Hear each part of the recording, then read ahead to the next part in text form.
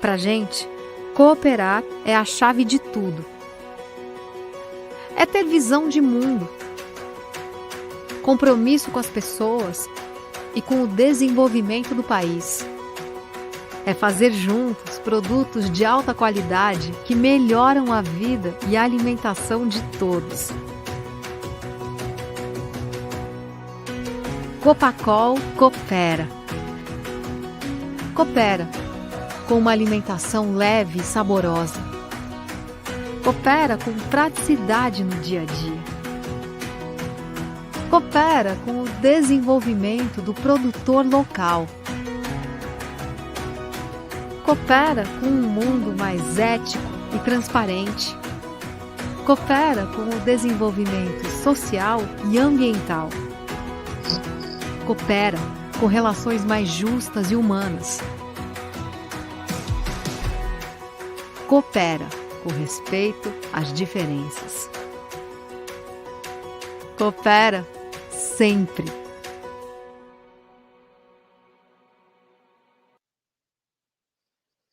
Boa noite, cooperados, familiares e colaboradores. Meu nome é Ariel Mil, sou engenheiro agrônomo pesquisador do Centro de Pesquisa Agrícola, o nosso CPA. Primeiramente, queria agradecer a presença de todos que estão participando conosco dessa nossa live. É uma satisfação enorme estar aqui para estar tratando com vocês mais um seminário técnico, o nosso terceiro seminário técnico digital, né? Ferramenta essa digital que tem sido a nossa forma de estar presente com vocês sempre, né? Essa comunicação que é de extrema importância, pois a Copacol se preocupa muito em manter o contato com o produtor mesmo nesse momento de pandemia, né? E essa comunicação continua sendo uma ferramenta muito importante, mesmo de maneira digital, para a gente estar passando para vocês, nossos cooperados, informação relevante, de qualidade, informação regional, produzida pelo nosso Centro de Pesquisa Agrícola, o CPA. Então, não me alongando muito, vamos dar início ao nosso evento técnico. Hoje a gente vai estar tratando aqui de assuntos, né, de híbridos de milho para a segunda safra, do ajuste de épocas de semeadura, além de novas tecnologias que vêm aí para as próximas safras, e também vamos estar passando um panorama de como está a produtividade em nossas unidades, né? Caso vocês tiverem alguma dúvida, como já é de praxe nos nossos outros seminários, fiquem bem à vontade e deixem o seu nome, o seu comentário aí, que em algum momento oportuno a gente vai estar tratando com vocês as dúvidas. A forma que vocês participar fica bacana, é bom a gente estar conversando, contamos com a participação de vocês para estar fazendo esse questionamento e a gente conversando e fazer o nosso seminário ser de forma mais produtiva o possível. Para apresentar para vocês a nossa live de hoje, está comigo o engenheiro agrônomo João Maurício Trentini Roy, que é pesquisador do CPA, com ênfase no manejo de plantas daninhas, além de cultivares de soja, híbridos de milho, e não me alongando mais, está contigo, João. Boa noite, Ariel. Boa noite a todos os cooperados e cooperadas que nos acompanham. Uma satisfação enorme estar podendo realizar mais um seminário técnico de forma digital, o nosso terceiro episódio. Então, é uma forma que a gente tem de trazer os resultados do CPA para que vocês absorvam essa informação e depois apliquem nas propriedades de vocês.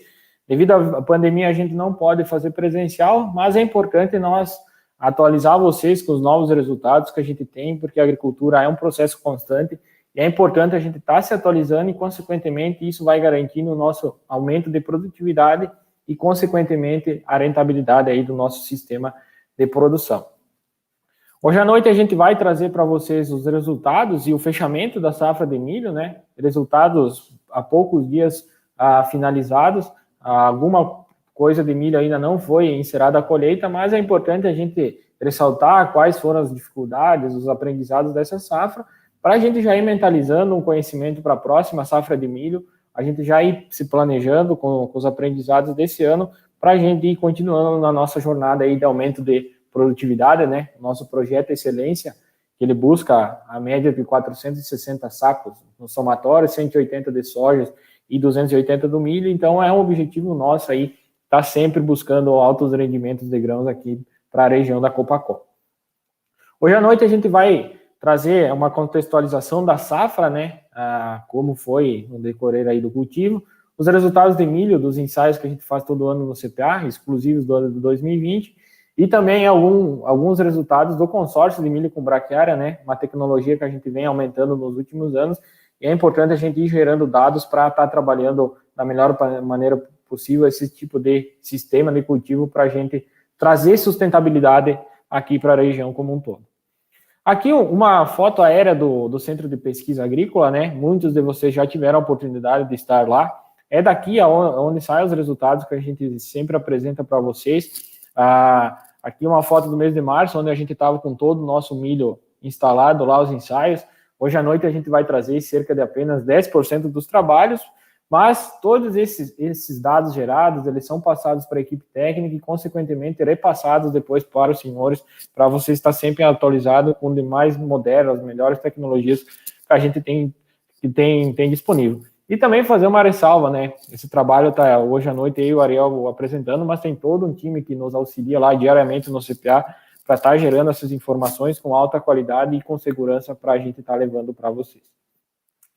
Para iniciar, eu trago aqui para vocês um histórico climático de como foi aqui no período de fevereiro a julho, no município de Cafelândia, aqui, que é similar a muitas regiões, né? Como foi a ocorrência de precipitações e temperatura, né? A gente teve um período aí nos meses principalmente de março, abril e maio, com baixo volume de precipitação, né? É uma situação que acaba afetando diretamente o potencial do milho, né? De fevereiro a abril a gente registrou apenas 170 milímetros, né? Isso é chuva mais ou menos a média mensal aqui para a região, a gente registrou em 3 meses, e esses 3 meses são os meses fundamentais aí para a gente ter a definição do potencial produtivo. Nessa situação, a baixa produtividade de algumas áreas está muito atrelada a essa questão de baixa precipitação.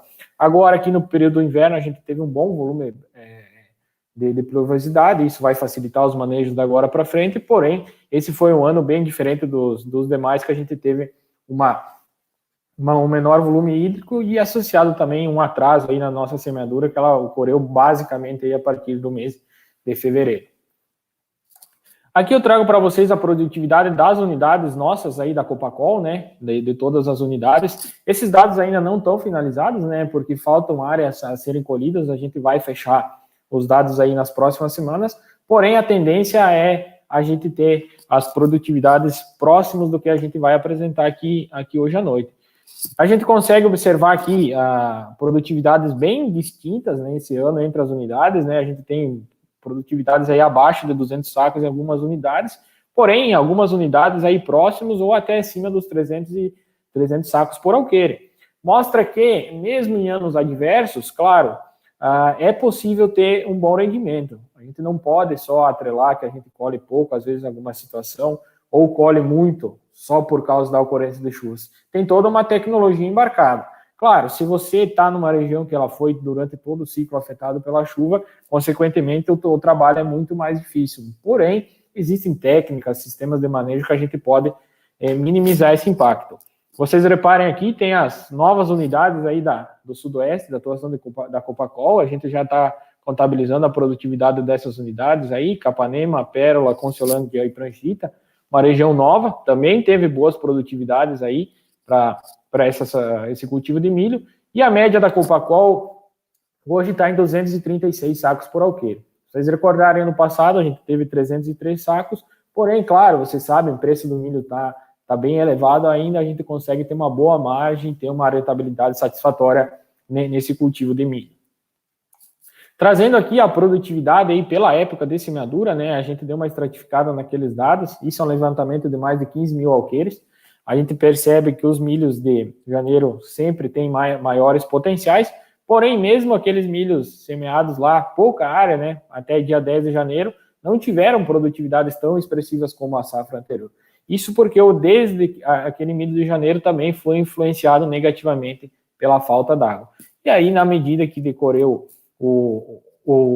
a semeadura, a gente viu também essa redução gradativa aqui de produtividade, e as áreas, obviamente, semeadas mais tarde foram as que tiveram produtividades mais baixas, como é esperado ao longo dos anos, esse dado ele vem se consolidando. Então, o efeito da época de semeadura acaba sendo importante aí na definição da produtividade do milho. Aqui a gente traz um comparativo para os senhores da produtividade nossa aqui, comparado ao Paraná e o Brasil, né? É importante a gente olhar como a gente está em relação ao estado e ao país, né? No cultivo de milho e safrinha, na produtividade. A gente observa aqui, são dados prévios, né? Porque a safra ainda não finalizou aqui na região. A gente observa a média Copacol 235 sacos, média Paraná 209, então a gente está com uma produtividade aí de 12 a 13% acima do Paraná, e uma média aí do Brasil de 220. Vocês reparem sempre aqui o Brasil, a Copacol, a região da Copacol, ela tem alto investimento em tecnologia e, consequentemente, a gente vê nessa série, desde 2014, a gente está sempre acima ao Paraná e o Brasil na produtividade de milho safrinha. Só antes do João entrar aí nos resultados do CPA, né, um comentário, pessoal, que a gente tem que olhar para esse ano. A gente teve várias condições adversas, né, a gente semeou mais tarde que a safra passada, né, teve regiões nossas que pegaram condições climáticas não tão favoráveis, e a gente mesmo assim conseguiu fazer uma boa safra, né. Isso vem muito das tecnologias que a gente está usando, né, a gente está melhorando o solo, está usando híbridos adequados. Toda a nossa recomendação, todo o posicionamento e o trabalho de vocês tem feito com que a gente tenha realmente safras boas acima da média do Brasil e acima da média do Paraná. Então, só para vocês verem que mesmo em anos com condições adversas, claro, algumas regiões não conseguiram ter produtividades tão elevadas, mas a gente conseguiu manter uma média muito boa e está com uma safra relativamente boa em virtude de tudo o que aconteceu durante esse período.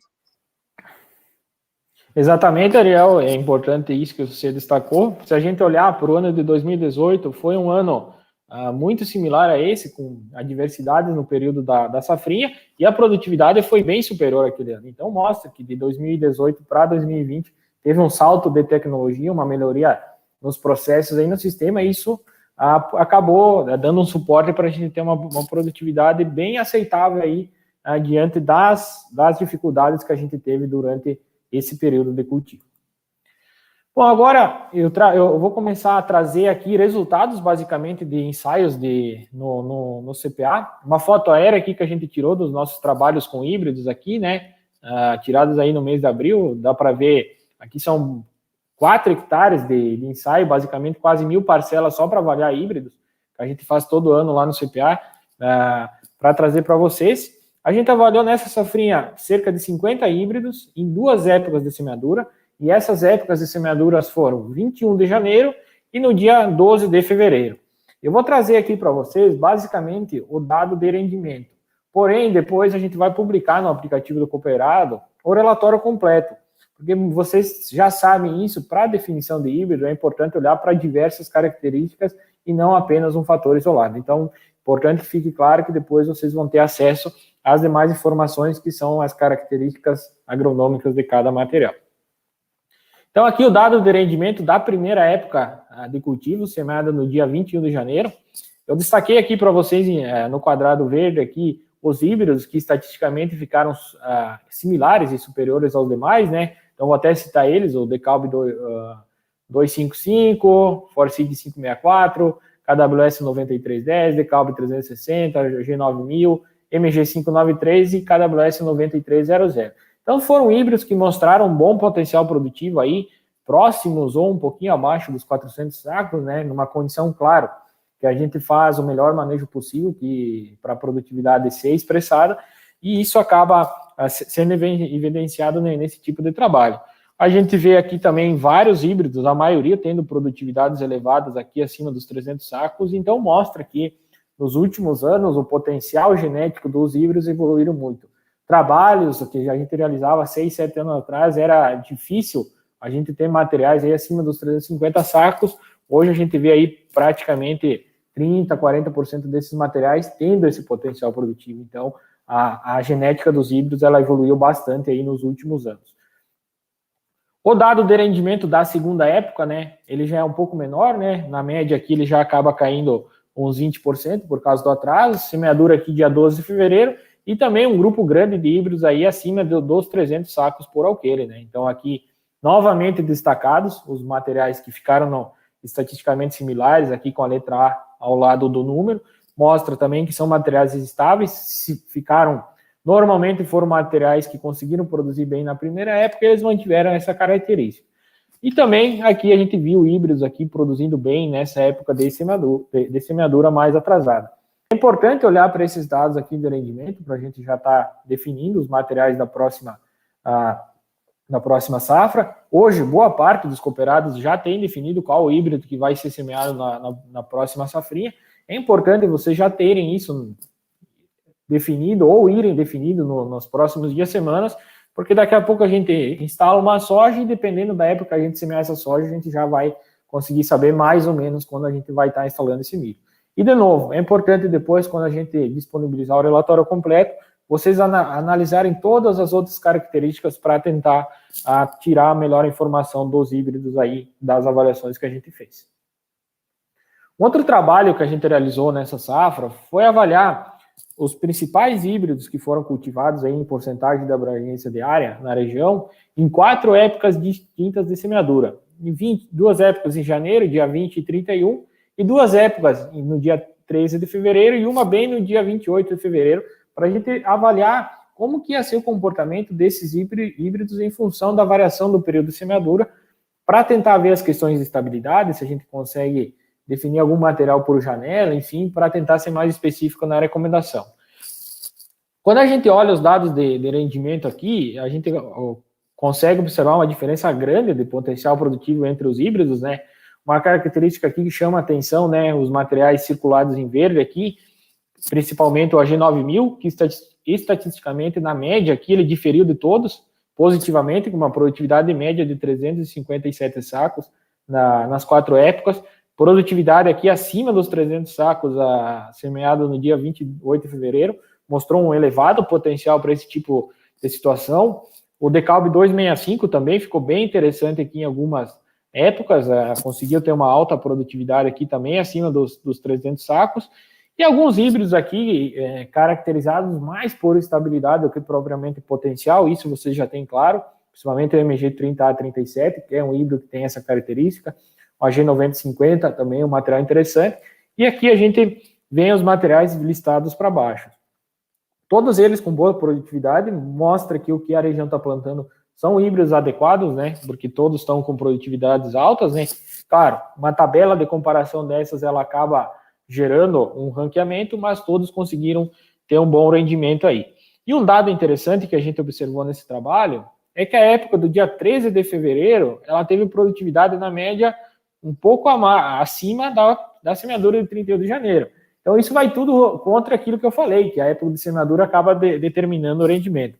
Quando a gente pegou o gráfico de chuvas e foi olhar quando cada época veio a pendoar, o que a gente observou? Quando essa época do dia 31 de janeiro ela foi querer iniciar o pendoamento, teve um período aí de 25 dias, basicamente, que não teve ocorrência de chuvas, que foi entre meados de março e meados de abril. Então, ele mais ou menos, essa época, ela pendoou no seco.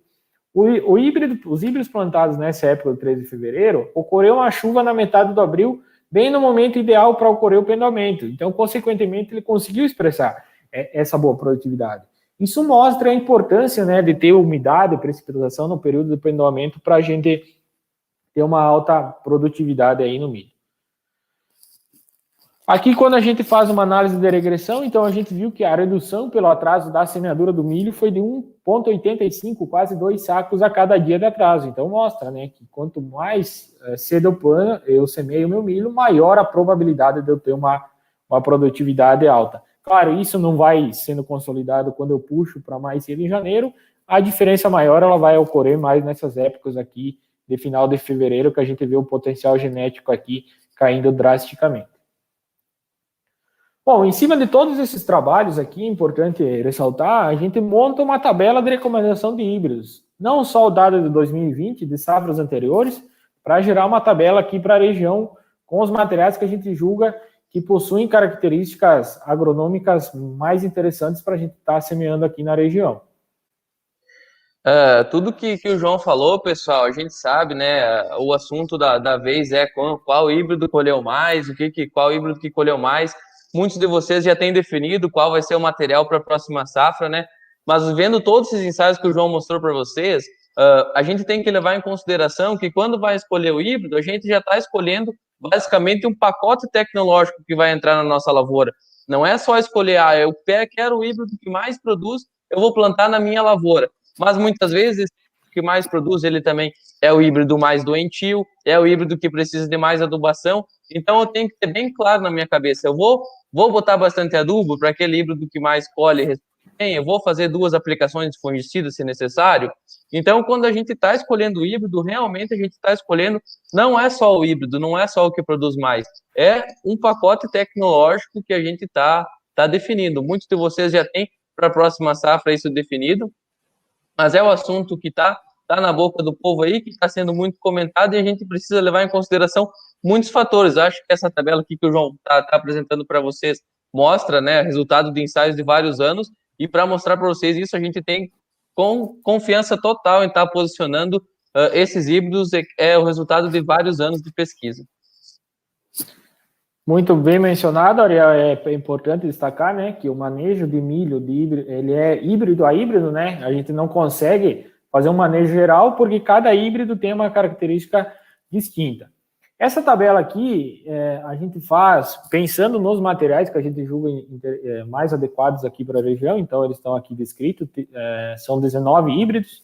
Aqui a gente coloca a data limite de semeadura, né? Então a gente entende que semeaduras até o dia 20 de fevereiro são adequadas aqui para a região, porém, normalmente, quando a gente avança mais do que isso, a gente acaba tendo problemas aí, como acamamento, baixa potencial produtivo, e em alguma situação não é interessante avançar para esse tipo de cenário. Alguns híbridos têm janelas mais estreitas, né, por algumas características, principalmente ligado a ciclo, né, que é importante a gente observar isso.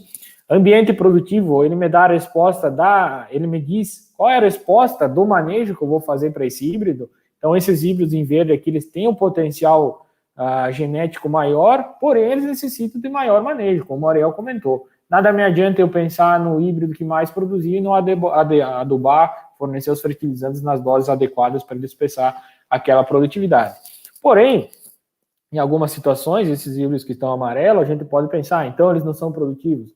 Normalmente, esses híbridos eles são mais estáveis para ambientes mais adversos, ambientes de menor infertilidade, às vezes menor ocorrência de precipitação. Então, também é interessante esse tipo de híbrido. A gente não pode olhar só para essa classificação e achar que o que está verde é só aquilo que eu posso semear. Então, cada área vai ter a sua característica, cada época tem sua peculiaridade, então é importante definir isso.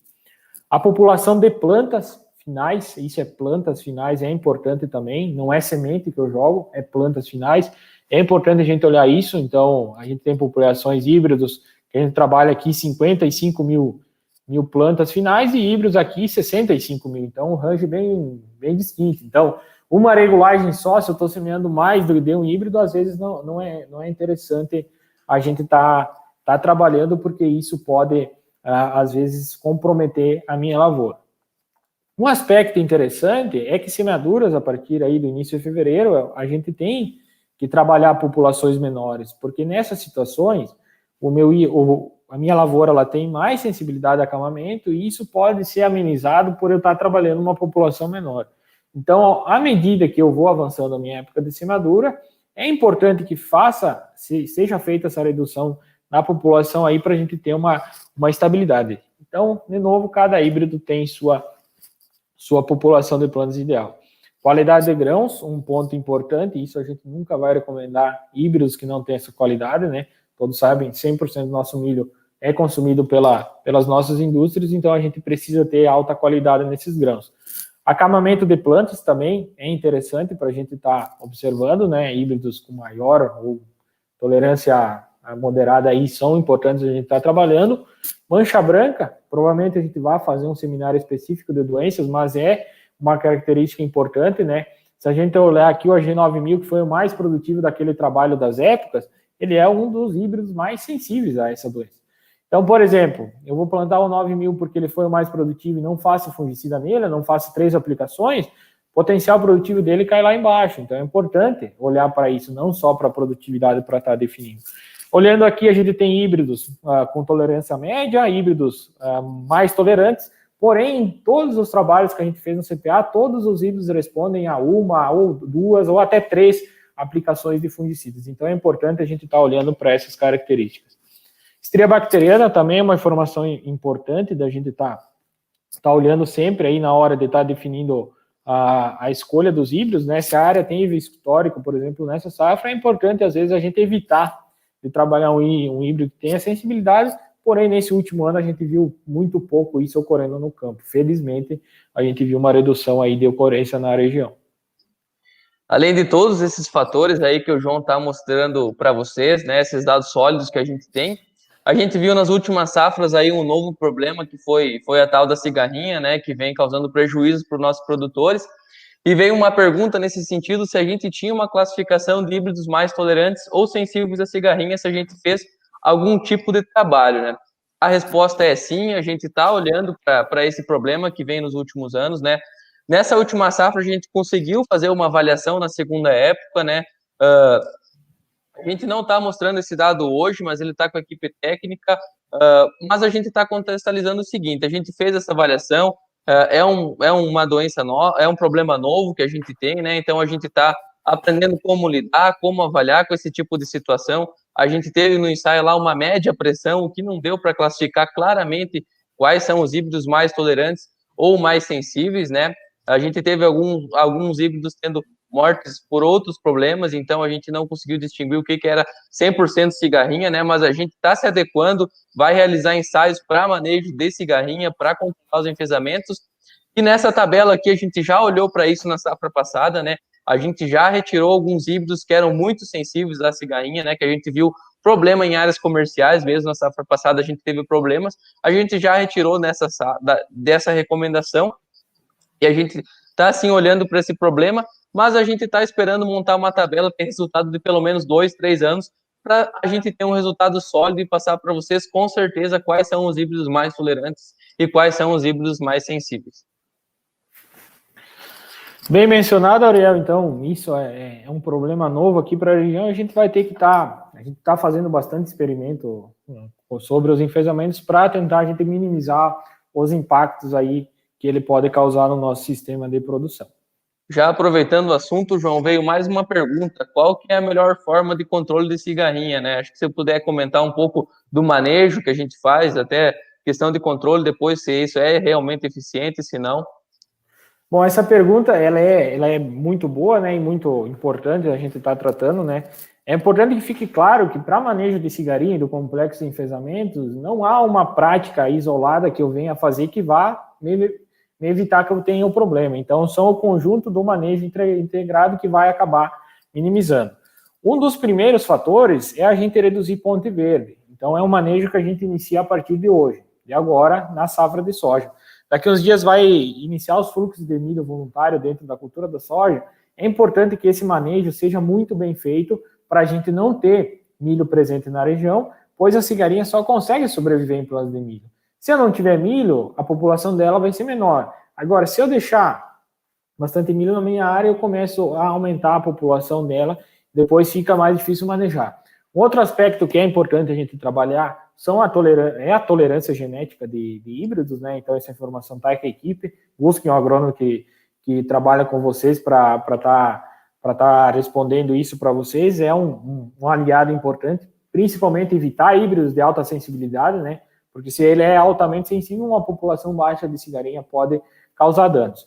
E, além disso, tratamento de sementes agrega, e a gente já tem informações de inseticidas que são eficazes. A gente vai fazer, provavelmente, um seminário específico, mas a gente tem aí 2 inseticidas bem eficazes aí, a equipe técnica tem essa informação. Hoje não é o dia que a gente vai trazer quais são esses inseticidas, mas a gente já tem norteado algumas estratégias. Mas é importante que fique claro que só o inseticida não vai me resolver a situação. Então, se eu tiver muita cigarrinha e meu híbrido for sensível, a aplicação de inseticida não tem muito eficácia nesse tipo de situação.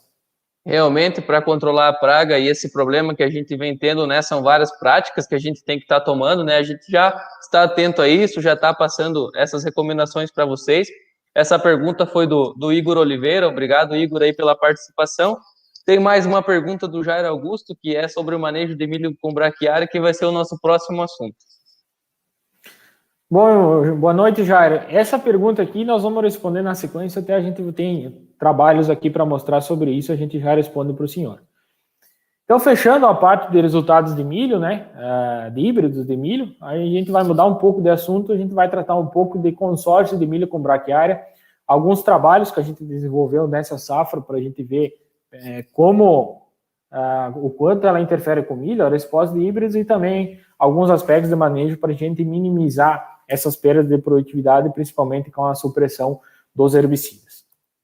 Primeiro trabalho aqui que responde a pergunta feita anteriormente é a interferência da braquiária na produtividade do milho. Nessa safra, a gente avaliou o consórcio de milho com braquiária em 4 diferentes híbridos aqui listados, 265, a G9000, MG580 e a G9050. Então, a barinha verde se refere ao cultivo solteiro do milho sem o consórcio, e aqui com 6 quilos por hectare, essa braquiária foi jogada a lanço, 8 e 10 quilos de braquiária por hectare, antes, no mesmo dia, mas antes da semeadura aí para ver essa interferência. O que a gente conseguiu observar é que existem diferenças genéticas entre os híbridos. Então, por exemplo, o MG580, nesse experimento, ele foi um híbrido que teve o menor nível de perda pelo consórcio, conseguiu tolerar e ter uma boa produtividade. Alguns híbridos aqui, uma perda média aqui de 6% a 7%, e alguns híbridos, como a G9050, uma perda um pouco maior. Então, claro, cada híbrido tem uma característica genética, uma resposta diferente a esse manejo, e na média aqui dos 4 híbridos, a gente viu uma redução de 8,7% no rendimento. Trabalho do ano passado, a gente tinha observado 9,5%, então muito próximo aí, a gente vê na maioria, claro, isso vai variar pela população, também pelo híbrido, mas as perdas aí de produtividade no primeiro ano, elas vão variar aí de 5% a 8%. Então é importante olhar para esse tipo de situação. No ensaio aqui, a gente fez supressão dessa braquiária, a gente fez supressão aí com 370 ml de calisto por alqueire aí no momento ideal, então a gente só quis avaliar o efeito da população. E um dado também que dá para observar é que na maioria dos híbridos, quando eu salto de 8 para 10 quilos, a perda não tende a aumentar significativamente. Então, o milho aí com 8, 10 quilos conseguiu não ter variação.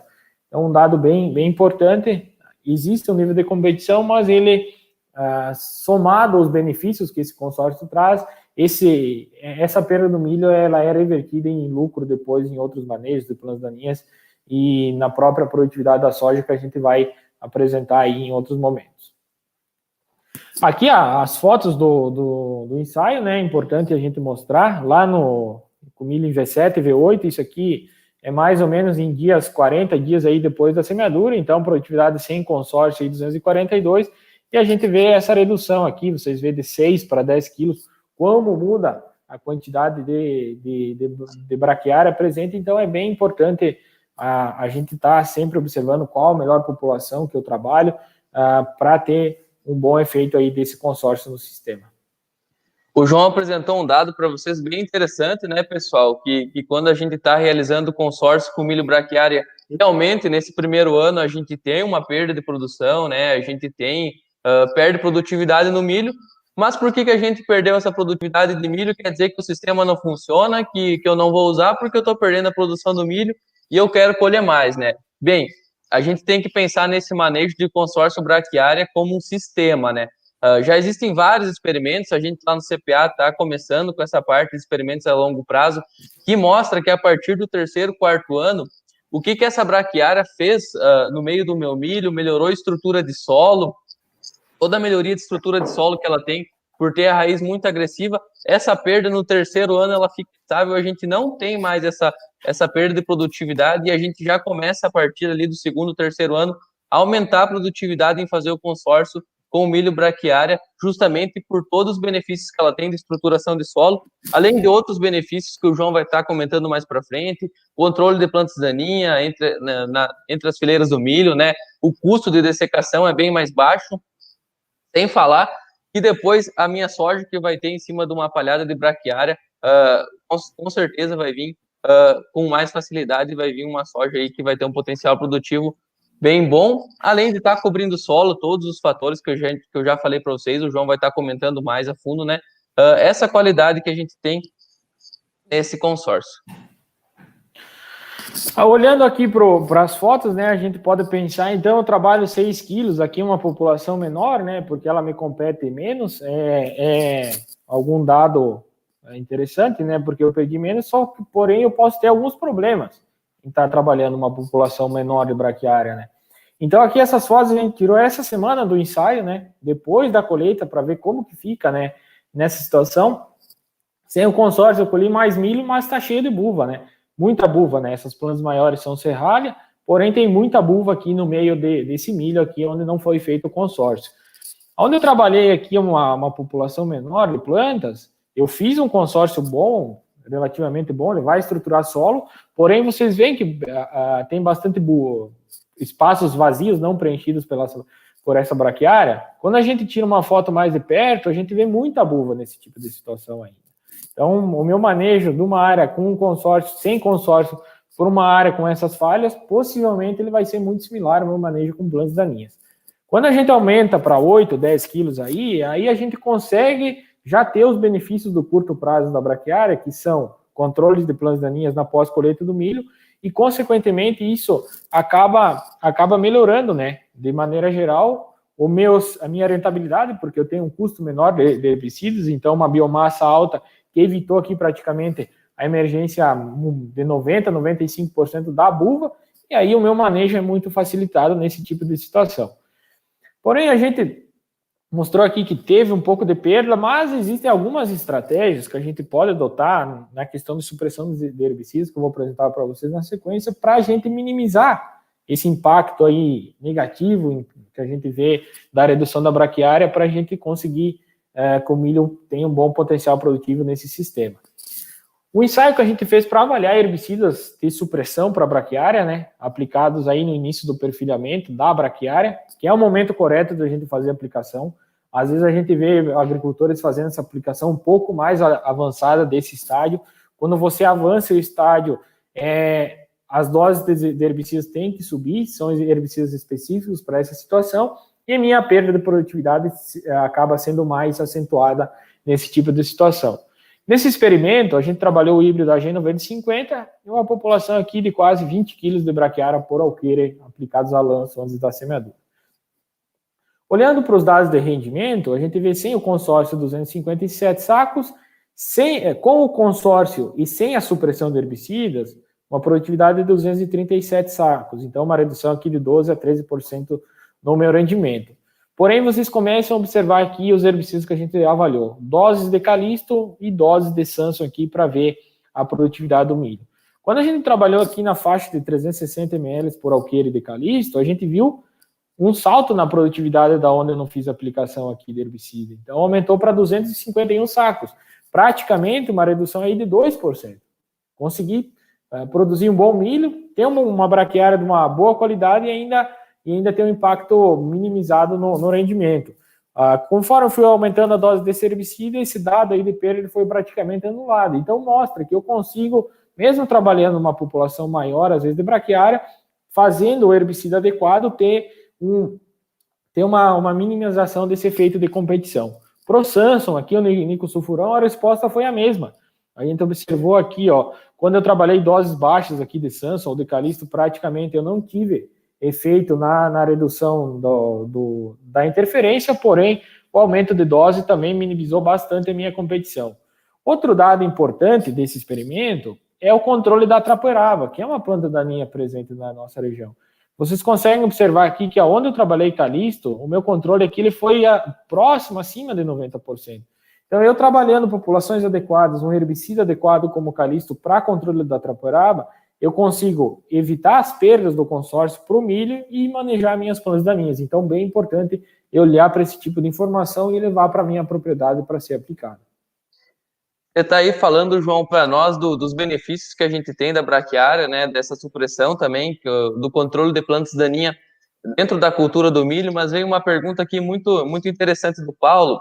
Eu não sei se você vai ter os números claros na cabeça, mas quanto se economiza numa dessecação aonde eu tinha uma área com braquiária em comparação a uma área que eu não tinha braquiária, essa dessecação pós-cultivo do milho aí? Bom, essa pergunta eu não tenho o número consolidado na minha cabeça, mas se a gente fizer uma simulação aqui no seguinte sentido, que o meu consórcio ele evitou 100% da germinação da buva, eu parto do princípio que essa braquiária ela vai ser dessecada basicamente com glifosato. Quando eu vou para áreas que tem muita buva, como é a maioria das áreas que não foi feito consórcio, eu já tenho que partir para manejos aí da utilização de 2,4-D, Triclon Atectra, que são herbicidas auxínicos, que têm um custo relativamente maior que o glifosato, né, nessa situação, e além disso eu tenho que fazer a sequencial com algum herbicida de contato. Então eu diria que o custo de dessecação numa área que não tem consórcio, ele é de 3 a 4 vezes superior ao manejo da onde eu tenho uma braquiária bem estabelecida. Provavelmente aí onde é que você não tem a braquiária, então a gente vai ter que estar entrando basicamente com 3 produtos numa aplicação inicial, mais um produto no mínimo para fazer uma aplicação sequencial, para fazer um manejo correto, né? E já onde é que tem uma braquiária bem formada, bem estabelecida, provavelmente com um produto aí eu matava parada, né? Só com glifosato eu estava conseguindo fazer um bom manejo. Exatamente.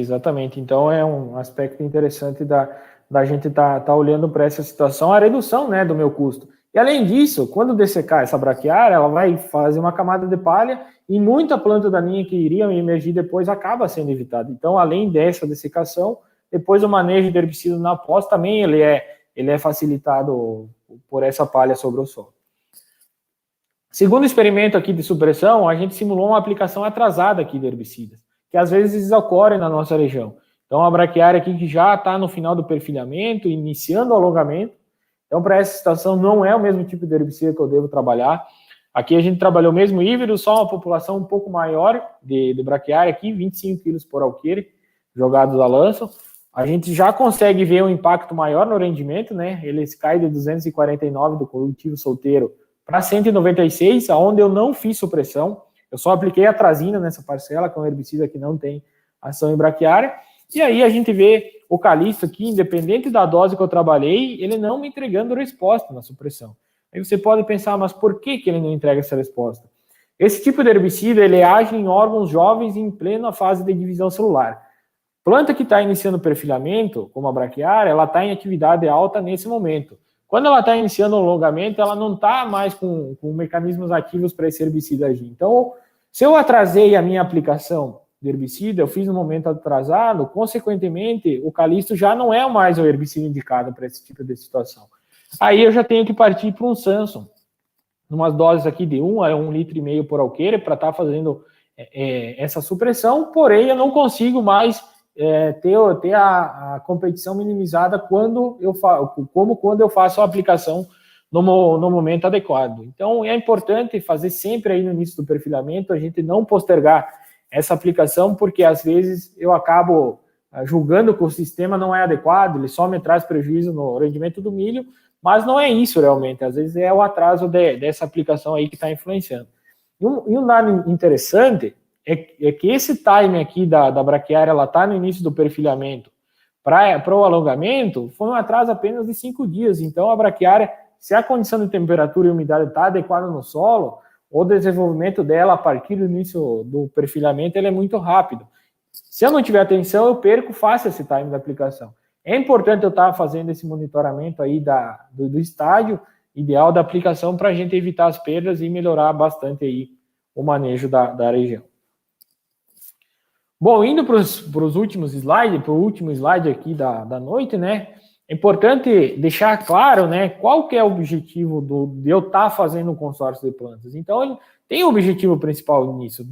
O objetivo é melhorar as falhas técnicas que o sistema soja-milho tem, que é de eu deixar pouca palha no sistema, né? Vocês sabem, só soja-milho não deixa palha no sistema, não tem raiz, sistema radicular agressivo no solo para estruturar. Então, ao longo do tempo, o nosso sistema de manejo, principalmente na questão de fertilidade e física do solo, ele é muito impactado nesse tipo de manejo contínuo.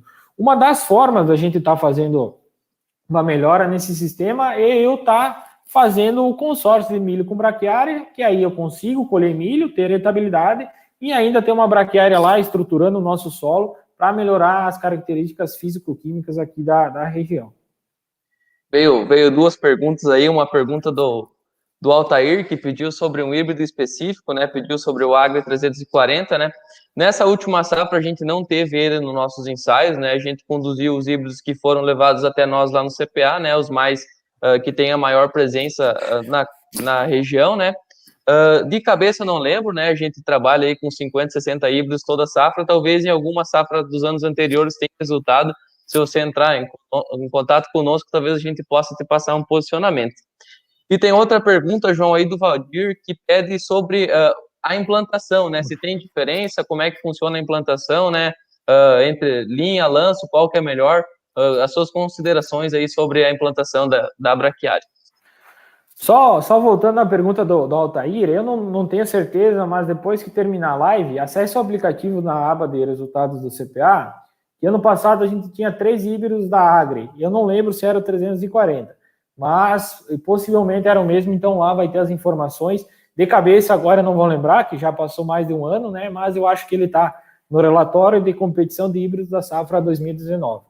A pergunta aí do seu Valdir, a diferença entre o plantio na linha ou a lanço, o que a gente observa em termos de competição é que a semeadura na entrelinha ela tem uma menor competição, porque eu estou colocando uma linha de milho, aí uma linha de braquiária e mais uma linha de milho. Fica um espaço aí no início do cultivo para não ocorrer essa competição. Alguns aspectos, a quantidade de sementes que eu trabalho quando eu estou fazendo essa semeadura na entrelinha ela é um pouco menor, porque eu tenho uma efetividade maior na germinação, a minha semente ela está sendo colocada dentro de um suco de semeadura, então isso acaba melhorando. Então são algumas características, né? Para a implantação da braquiária não existe uma receita de bolo, como a gente regular uma semeadora para semear soja ou milho. Então são ajustes que a gente tem que fazer na propriedade. Mas o que eu observo é o seguinte, entre linha a competição é menor, a lanço a competição ela é um pouco maior normalmente, mas a gente com herbicidas, como eu apresentei, consegue minimizar essas perdas. Então aqui antes de encerrar, então é importante ter esses objetivos claros do consórcio, né? Os benefícios disso, né? A gente tem benefícios a curto prazo já de um consórcio milho braquiária, que o curto prazo é o quê? Eu tiro meu milho, tenho uma palha da braquiária, não tenho buva, então esse é um benefício real que eu já vejo no mesmo ano. A soja semeada, consequentemente, num pós-milho braquiária, ela é muito beneficiada nesse sistema, e o próprio milho do ano que vem, que vai entrar numa área que teve consórcio nesse ano, também vai ser beneficiado. Então, ao longo dos anos, se eu vou repetindo esse ciclo aí do consórcio, ele acaba sendo interessante para a minha área, para eu ir aumentando a produtividade da soja e do próprio milho consorciado, do que eu fazer só milho na safrinha. Se eu começo a fazer milho braquiária, o próprio consórcio vai produzir mais do que só um cultivo solteiro. E o momento dos herbicidas, né? Então eu diria, se vai fazer o consórcio, faça bem feito, numa população boa de braquiária, para garantir a cobertura do solo. Às vezes eu quero jogar menos para perder menos no milho, mas aí fica aquelas lacunas sem braquiária.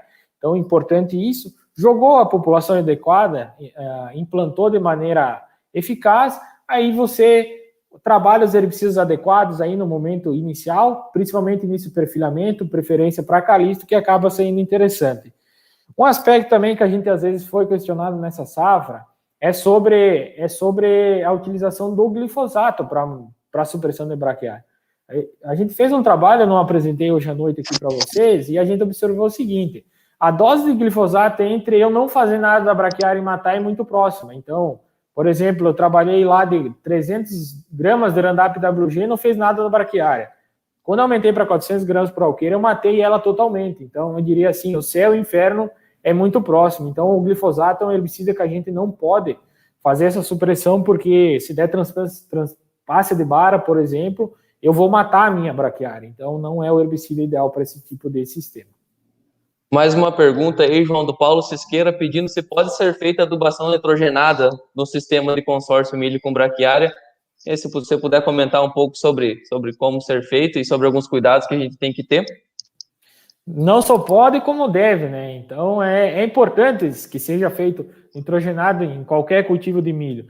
E uma característica interessante é, se eu pensar que eu faço a minha aplicação de herbicidas para supressão, por exemplo, antes ou depois da aplicação de herbicida, claro, respeitando prazos aí que alguns herbicidas necessitam, eu posso, às vezes, dar um arranque para o milho e aquela braquiária está travada. Então, o meu milho, ele é beneficiado nessa situação se ele tem mais nitrogênio. Qual que é o intuito da supressão, para a gente deixar claro? Eu aplico um herbicida que tem efeito na braquiária para ela cessar seu crescimento aí por 2 a 3 semanas, e o milho, em 2 a 3 semanas, na safrinha, ele põe de 4 a 5 folhas. Então, quando a braquiária ela volta a querer crescer, o milho já sombreou ela e ela não tem mais uma agressividade tão grande. Então, o manejo de nitrogênio no consórcio ou no cultivo solteiro ele é similar, ele pode ser feito da mesma forma, sem nenhuma peculiaridade nesse tipo de manejo.